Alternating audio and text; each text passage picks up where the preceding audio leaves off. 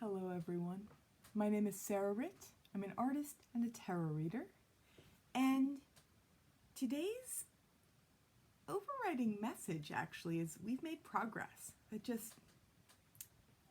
That just came through just there. So in the present position we have High Priestess paired with Six of Swords, and I know I've said this many times before. This is a very watery energy. High Priestess is associated with Cancer. Moon rules Cancer. Cancer is a water sign, highly psychic by nature. So this energy goes deep. It goes into that non-linear knowing. Interesting too, though, that, well, here you have two, because High Priestess is also 2 in the major arcana, with 6 and Six of Swords. 6 and 2 both speak to balance. And swords, which are the air elements, speak to the mind. And this is an energy of sailing into calmer waters.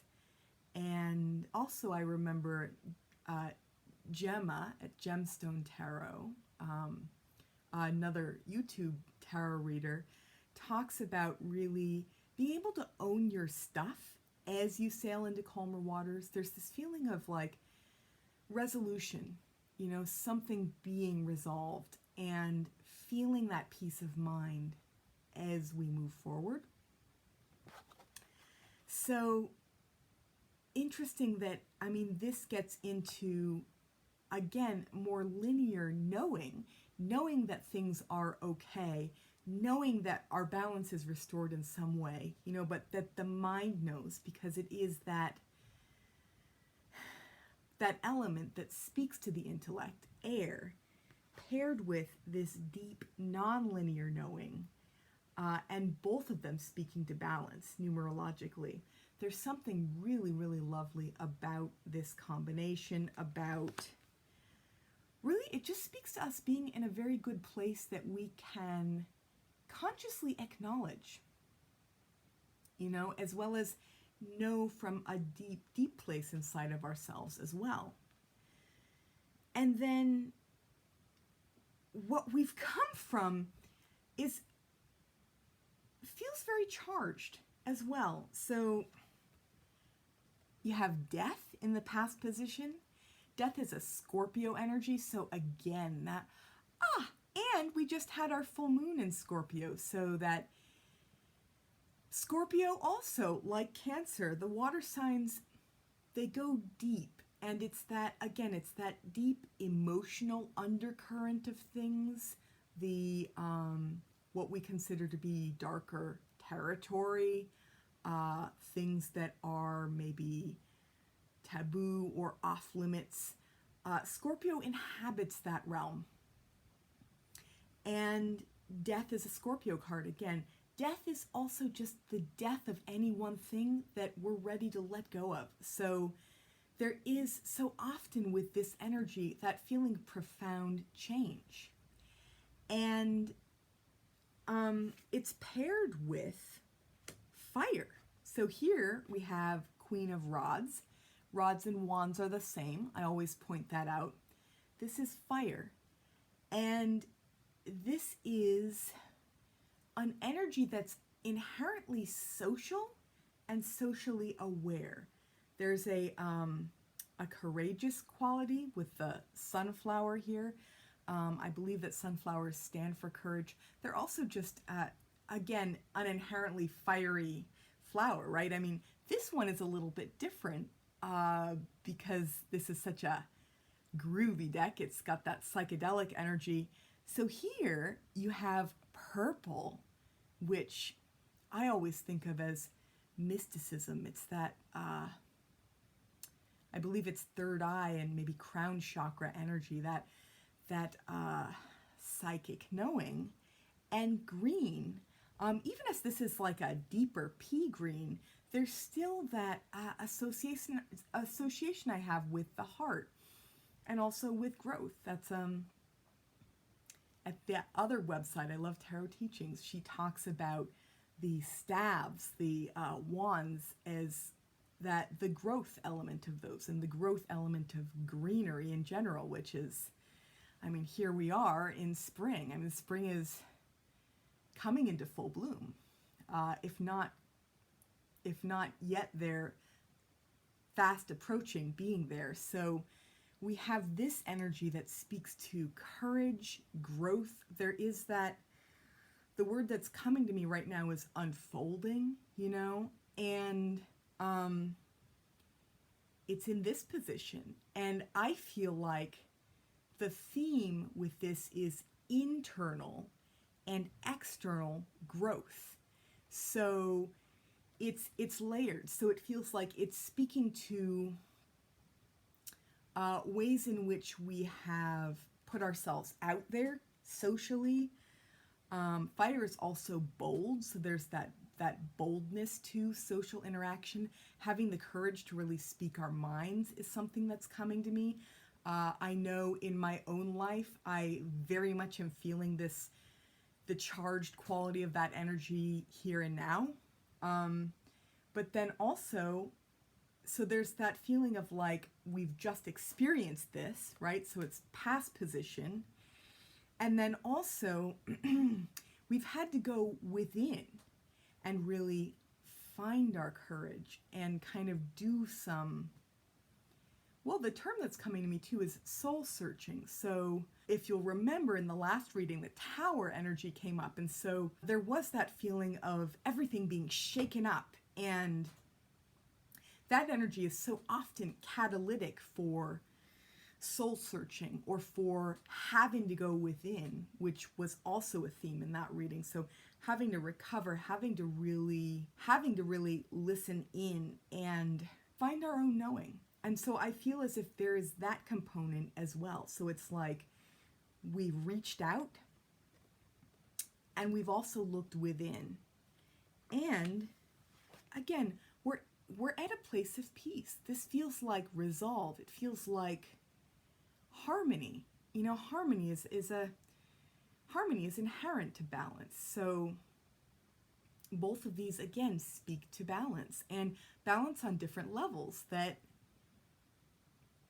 So it's balance on top of balance, you know, air balancing water, both numbers 2 and 6 speaking to balance, and just the different realms that these two energies inhabit. So going forward, we also have an interesting message. What it feels like to me, I'll just kind of lay it out and tell you what cards I pulled. What it feels like to me is that going forward, it's going to be really important that we free ourselves up to venture in new directions. So again, you have more fire here. And here you have Knight of Rods. This Knight,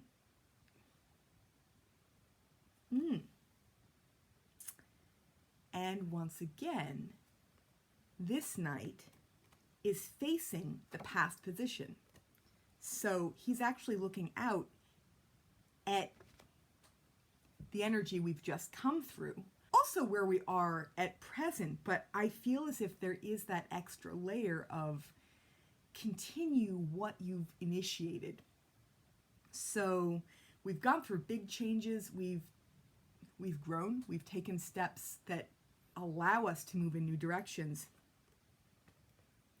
But this Knight is inverted. So not only is he inverted, but he's next to a super controlling energy with 4 of Pentacles. So here there's that feeling of not wanting to budge because maybe we feel we're right about something.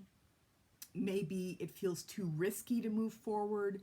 Maybe we have something at stake and it just feels too vulnerable to move forward or to continue to move forward. So it almost feels as if this energy is kind of holding this sense of motion back. Even as this Knight is facing toward the past position, he's also venturing in new directions. So there is that feeling of, let's continue this momentum forward. Let's not forget ourselves. Let's not clam up. Let's not clamp down on our personal expression. Let's not get in the way of ourselves. So it's not quite a warning necessarily, but it does feel as if maybe we're going to need to free up some of this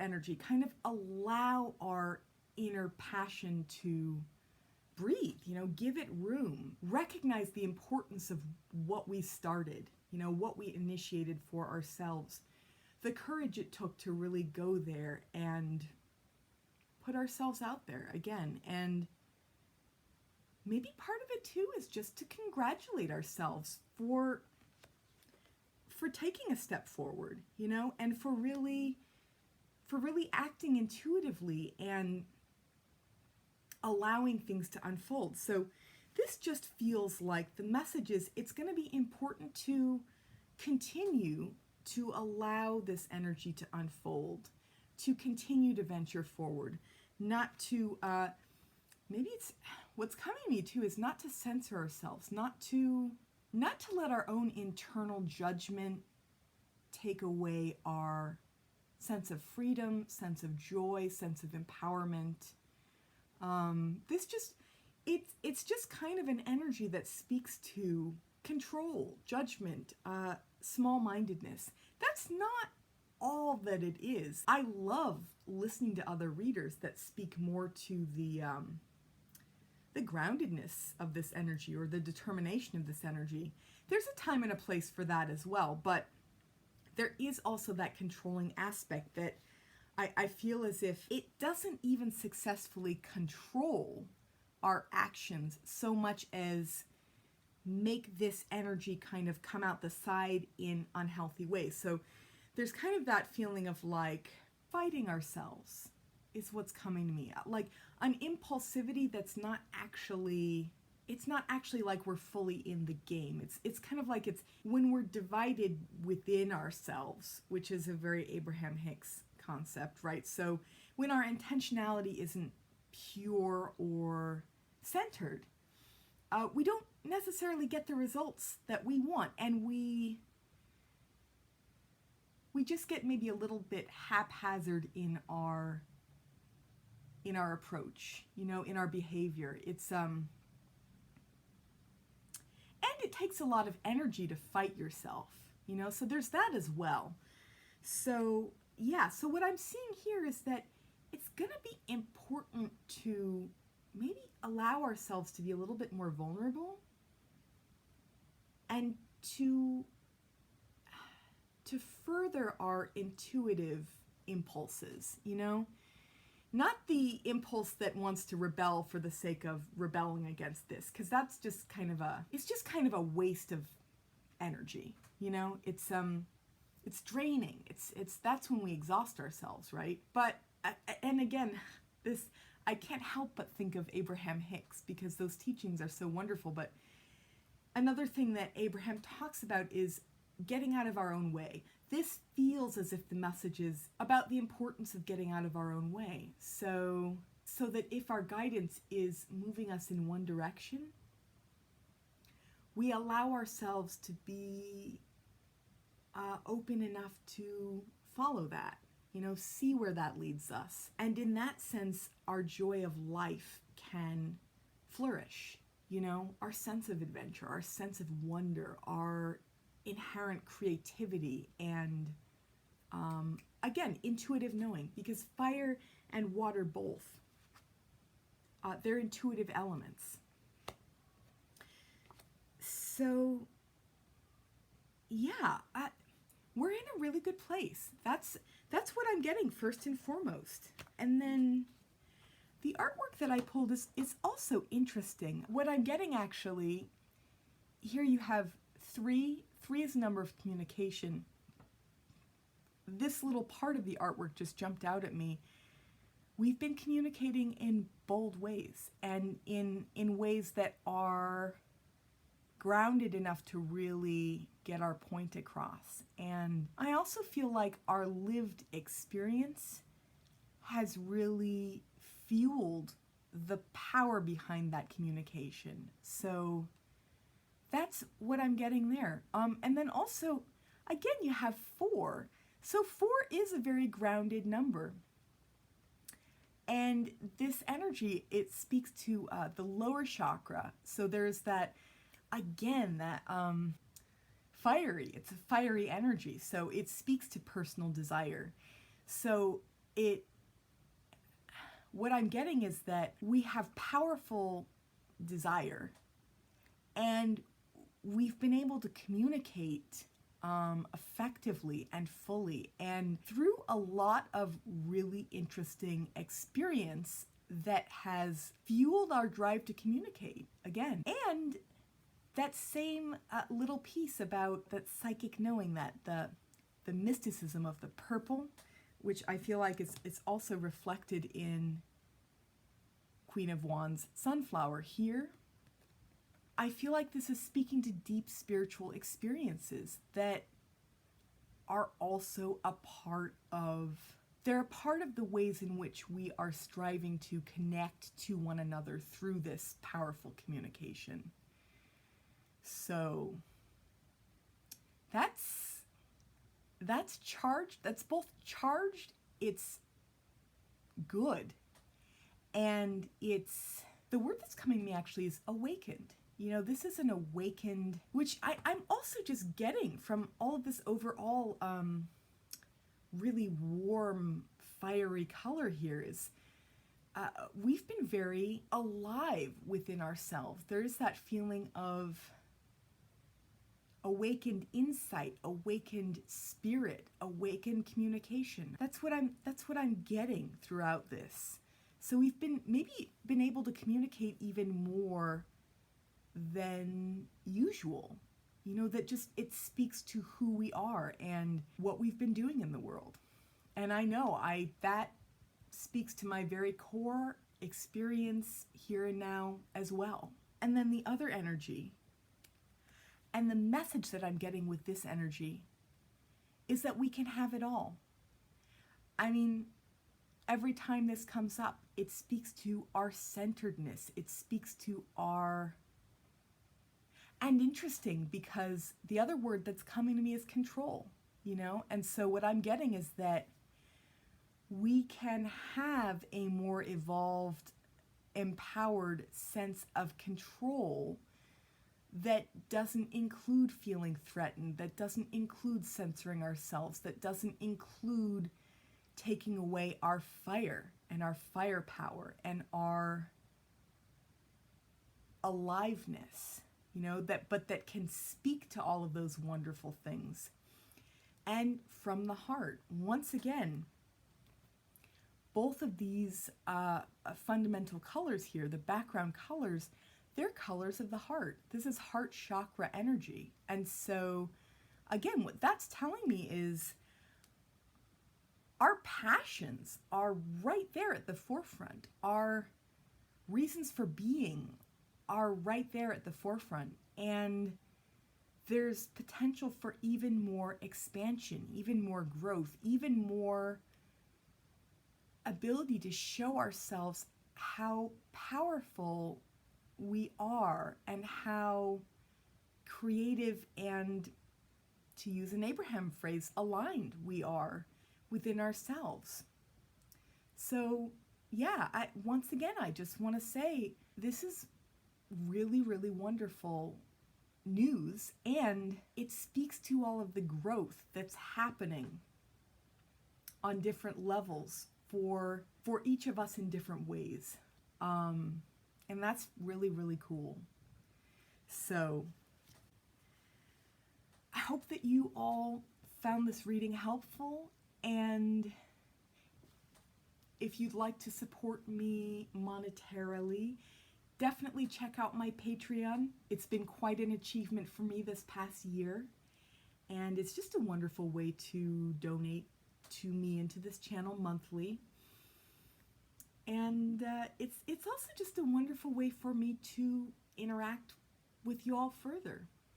But again, I also appreciate the views that I get on this channel and the interaction I get just on this channel alone. So yeah, so thank you for that as well.